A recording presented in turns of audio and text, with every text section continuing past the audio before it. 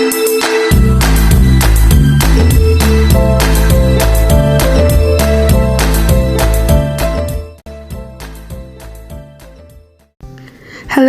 gorgeous people! Welcome back to my channel. I know, medyo matagal akong nawala, but I'm back.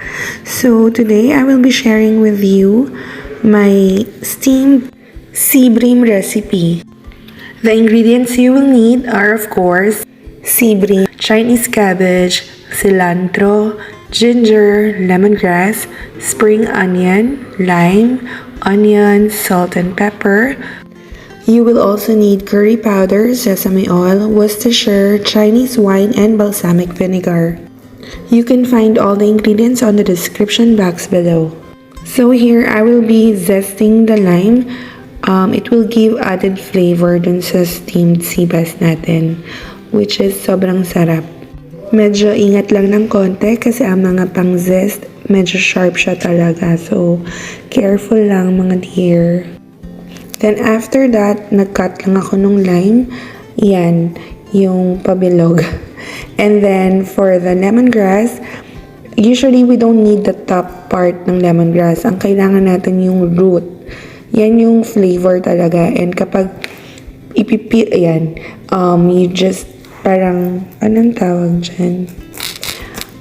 Papapalabasin natin yung flavor niya by, pukpukin natin siya, and then babalatan lang natin siya ng konti kasi yung nandun sa loob, yan yung flavor talaga ng lime, ng lemongrass.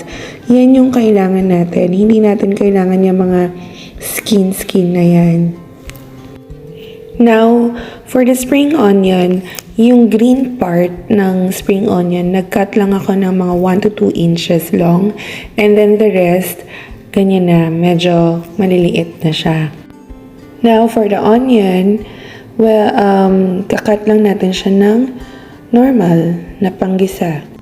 Then, for the cilantro, ini-mince lang natin siya, but keep some na medyo buo for garnish.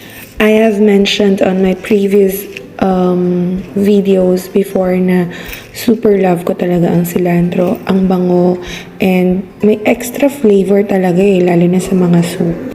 For the ginger naman, I use teaspoon para yun yung pangtanggal ng skin ng ginger. Yung iba, pwedeng hindi natanggalin yung skin. But for me, since steam siya, tinatanggal ko. But make sure lang na clean yung ginger nyo ha.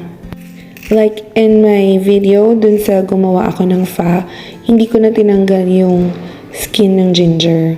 Now, we will arrange na yung fish. So, kuha ka ng foil, and then sa ilalim yung Chinese cabbage, and then yung lemongrass. Then, we will put the lime, yung sliced lime, and then yung fish. The reason kung bakit sa ilalim ko nilagay ang mga yan is para yung fish hindi siya directly nakadikit dun sa foil.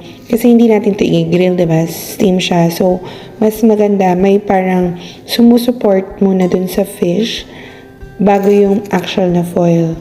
Then now, we can put on yung onions, yung ginger, yung cilantro. Ilalagay na natin siya dyan sa panibot ng fish and sa loob din. Usually yung ginger, yun yung nilalagay ko sa loob para pampalasa ng lansa. Although ang Seabream naman, hindi naman yan malansa masyado. Then from here, dito na natin ilalagay yung, once nalagay mo na lahat yung mga ingredients, dito na natin lalagyan yung salt, pepper, and then we will add a little bit of curry, konti lang, just to give it a kick. Curry powder, and then sesame oil, and then we will add Worcestershire, that's around 1 tablespoon. Now we will add Chinese wine, which is about 1 teaspoon. And then we will add balsamic vinegar, That's optional. Gusto ko lang kasi gusto ko yung flavor ng balsamic vinegar. So, that's around 1 tablespoon. And then, we will add more cilantro. And the rest nung like ginger, yung spring onion, ganyan. So, habang ginagawa mo to, make sure na meron ka ng boiling water na ready for steaming. Kasi ang gusto natin, ilalagay natin yung fish nang nagbo-boil na yung water. Feeling ko kasi, yun yung proper way para evenly cooked yung fish natin. Feeling ko lang naman yun ha. Then now, i-wrap na natin yung fish sa ating aluminum foil. Make sure na double wrapped siya para hindi papasok yung steam doon sa fish. I have steamed this for around 30 minutes and then after sinwitch off ko na yung stove, iniwan ko muna siya for another 10 minutes.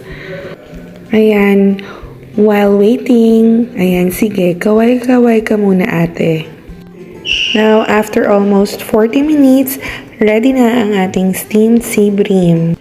At this point, make sure na dahan-dahan yung i-open yan at wala ang fest ninyo sa tapat niyan kasi mainit siya talaga. So, ayaw natin na mapaso ang ating gorgeous faces, diba? With the ingredients na ginamit ko dito, baka isipin nyo, ay, ang asim na niyan or something. No, it's not. It's not maasim talaga, promise. So, there you go. You now have a steamed Seabream.